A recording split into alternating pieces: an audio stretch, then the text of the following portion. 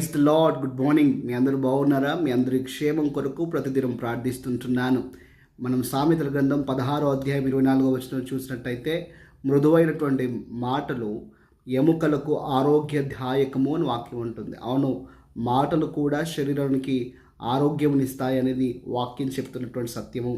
కాబట్టి బైబిల్లోంచి ఒక ఉదాహరణ చూసినట్టయితే, హన్నా తానెంతో రోదనలో, తానెంతో దుఃఖంలో ఉన్నప్పుడు సేవకుడు తనతో మాట్లాడేటువంటి విధానం, ఆ మాట విశ్వాసంతో కూడినటువంటి మాట, యెహోవా నీకు అనుగ్రహించునుగా అనేటువంటి మాట నిజంగానే తనను బలపరిచింది. దేవుడు తనకు కుమారునిచ్చి దేవుడు అవను తృప్తిపరిచాడు. మన జీవితంలో కూడా ఎవరి జీవితంలో ఏది లేనప్పుడు వారి విషయమై దాన్ని ఆశీర్వాదకరంగా దీవెనకరంగా మాట్లాడినప్పుడు అది వారు పొందుకుంటారు. అంత మాత్రమే కాదు, వారి మూలంగా లేదా మన మాట మూలంగా వారి జీవితాల్లో గొప్ప కార్యాలు అవుతాయి.